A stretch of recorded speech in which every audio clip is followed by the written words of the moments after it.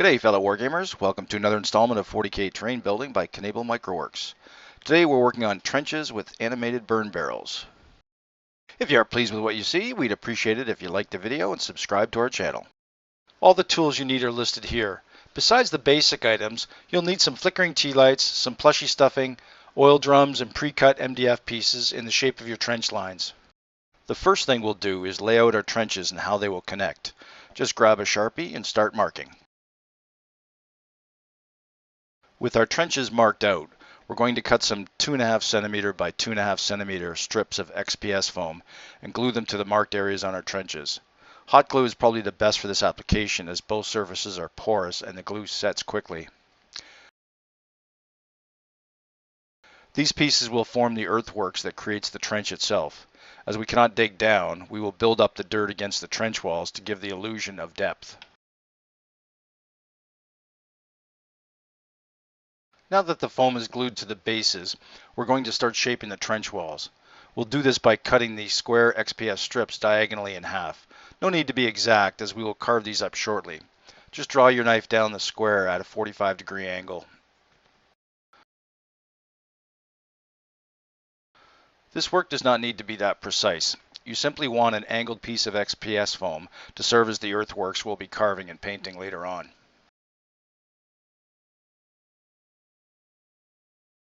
Now for the really messy work. Grab your knife and scribe a cross-hatched pattern all along the XPS foam.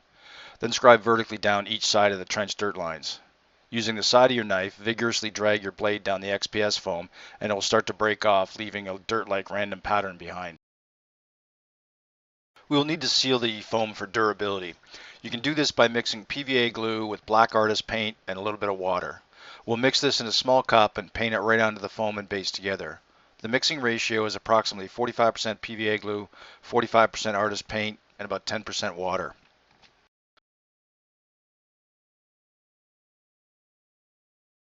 This coating serves both as the sealer and the primer. Just slather it on and get into all the nooks and crannies. Having the blue foam showing on your final model really takes away from the model's look. We're now ready to install our trench walls.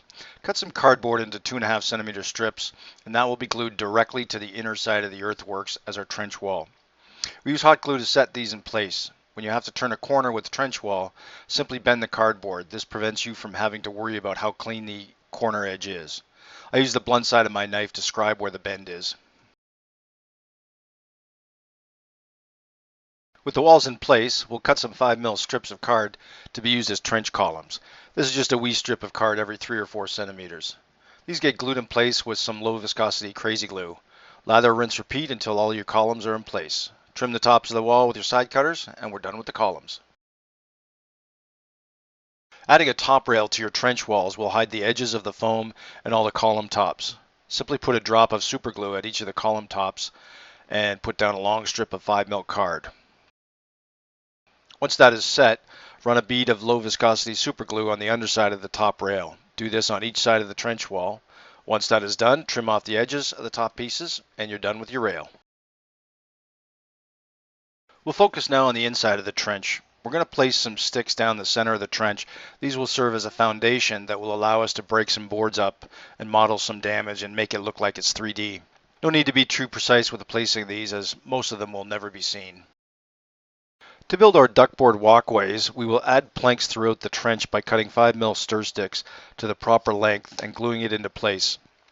This may be a bit time consuming, but it's well worth the investment as the planks look great when finished.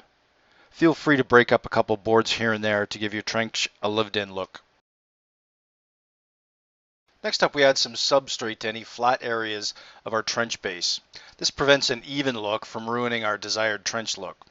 Simply paint on some PVA glue and drop some substrate onto the glue, wipe off the excess, and you are done.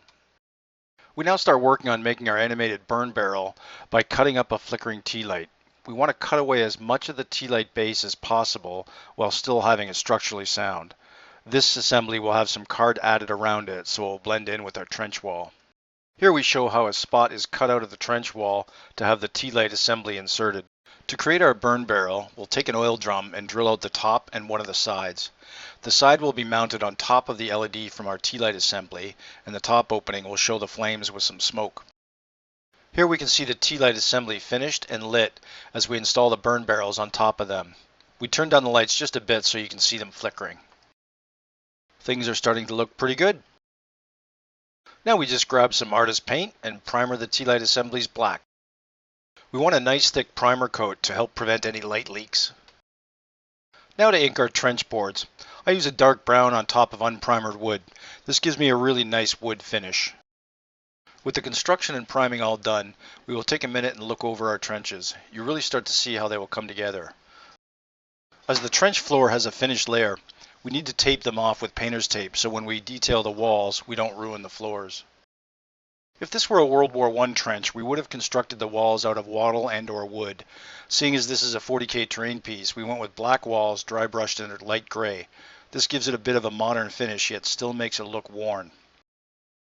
The floor of the trenches get lightly dry brushed in a bone white just to bring up some highlights. Do your best not to dry brush the walls. If need be, tape off the walls before starting the floors. Focusing on the earthworks now, we will give it a good slathering of brown artist paint.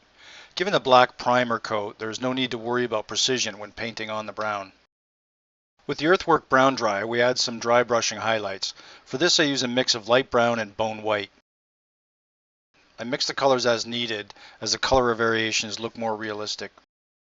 We add some light brown flock to a variety of areas of the trench, both inside and out. Just paint down some PVA glue in various spots and drop some flock onto them. If you wish, you can add some green foliage. You can use dollar store plants for this. Just cut off a sprig or two, poke a hole in the earth, and use PVA to glue them into place. Adding some reindeer moss via hot glue is another detail layer that really makes your finished model pop. To detail our burn barrels, we will cut some wee strips of planking and place them directly into the burn barrel at different angles. Glue them into place with some crazy glue, and your fire now has something to burn. To create a bit of smoke, cut up some cotton balls or stuffed animal plush into a round circle. Lightly dry brush this small bit black. Then you will insert it into the burn barrel. Ideally, you want the entire surface of the fire covered with this small bit. When you're happy with the placement, a quick drop of crazy glue will keep it in place. No 40k terrain is complete without propaganda posters and decals. Add some to your heart's content, and our detailing is done. The very last thing we do is clear coat our trenches in a vented area so they can withstand the hustle and bustle of your gameplay. With that, we are done our project. Thanks for watching till the end, folks, and don't forget to hit the like button and subscribe to our channel. The Emperor wishes you a lovely day.